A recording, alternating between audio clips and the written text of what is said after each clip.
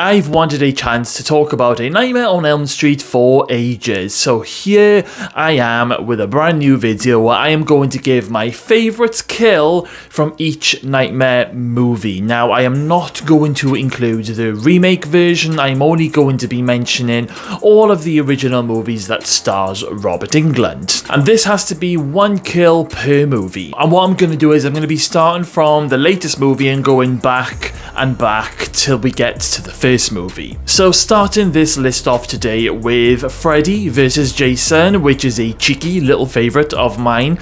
I didn't realise until making this video today that Freddy didn't actually kill hardly anyone in this movie. Most of it was Jason, but the one kill that I do like by Freddy is Mark's death. I love the whole old school elements in this kill. The part where Mark is thrown up against the window and then a Freddy claw appears on his face in front of his horrified friends is classic Freddy. It is actually quite sad to see Mark get killed because he is actually a great character who basically he wanted revenge on his brother's death, who Freddy had previously killed at some stage, but poor Mark was no match for Freddy, even when Mark stands up to Freddy, telling him that he will not deliver his message. Freddy ends up setting Mark on fire, with the message burning onto Mark's back, reading Freddy's back. We then jump back a movie to Wes Craven's New Nightmare,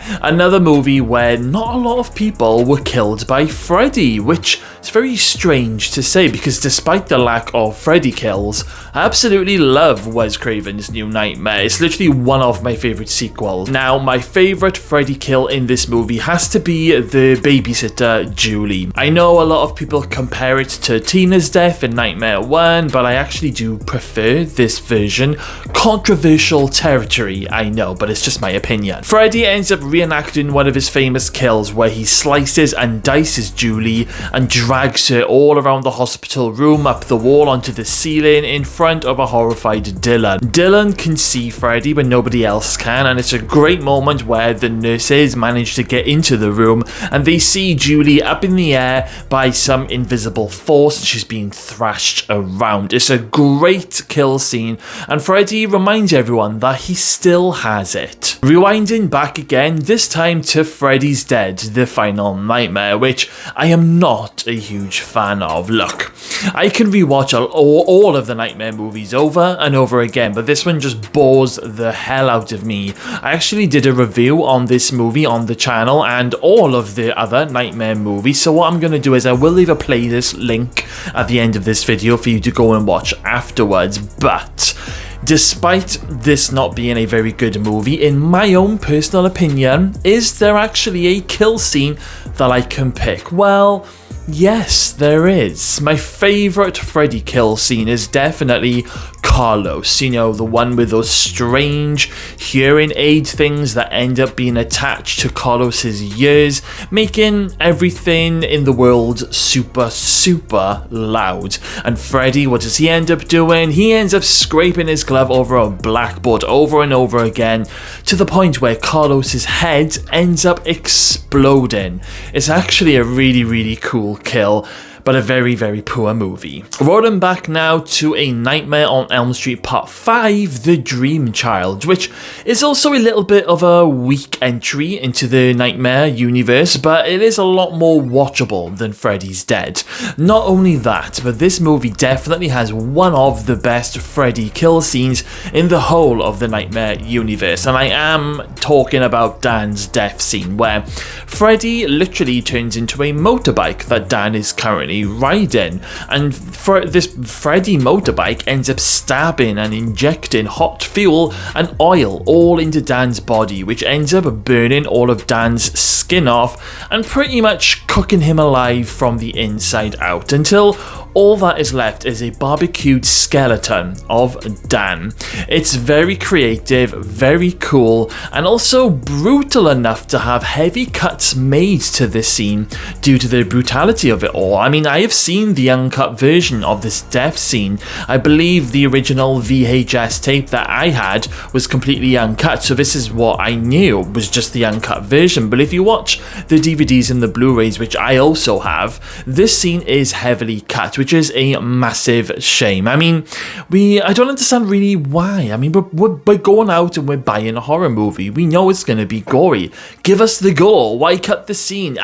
Always baffles me. Rolling back even further now to A Nightmare on Elm Street Part 4, The Dream Master, which is often called the MTV version of Freddy. Oh, I do enjoy this movie. There are a lot of kill scenes to choose from, and I was kind of tied between two, but I've decided to go with Debbie's death scene, the one where she is turned into a bug before being squashed by Freddy. In fact, this kill scene is a lot more brutal and gory than Dan's death in my previous entry that I was just talking about. This one was never cut, so nevertheless, Debbie's death is another brilliant creative kill. Her arms end up being ripped off while working out on her bench press, and then these bug arms come out, and then her face is ripped off while she's stuck to this slime on the floor. It's proper disgusting, but it's also fucking cool. I love it. Rolling back to A Nightmare on Elm Street Part 3, The Dream Warriors, which is my favourite Freddy film sequel of all time, as well as the original, of course. But, you know, once again, there are many creative kills in this movie, but I had to go with Jennifer's death scene. It's absolutely iconic. How can I not choose it? It's one of those scenes that everyone just remembers. Jennifer ends up having trouble with her TV signal, and when she ends up banging the side of the TV, Freddy's arms pop out of the side and they grab Jennifer and they pick her up, and then Freddy's head comes out of the top of the TV and says, "This is it, Jennifer, your big break in TV. Welcome to prime time, bitch." And then he slams her headfirst into the TV set, killing her instantly. It's absolutely fantastic. Going back even further now to A Nightmare on Elm Street Part 2, Freddy's Revenge, which is often called the gayest horror film of all time, and that is because there are quite a lot of gay elements in this movie, but that's okay, I like that.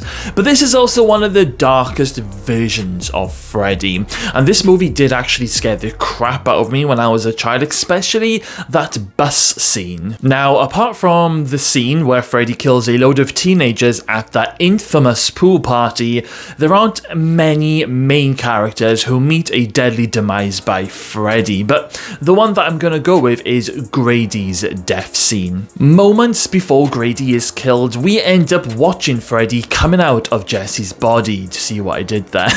Which is it is an absolutely incredible moment. Freddy then goes up to Grady, pins him up against the door, and then puts his glove through Brady's body, and Freddy's glove even goes like all the way through his body and out through the bedroom door on the other side. So Grady is proper sliced up and gutted in this moment. I mean, it may not be the most creative kill on today's list, but because of the whole scenario, the whole scene, and the special effects of Freddy morphing out of Jesse, it just all comes together brilliantly, and also is quite a disturbing scene. And we arrive at the original Nightmare on Elm Street, the movie that gave us Freddy Krueger.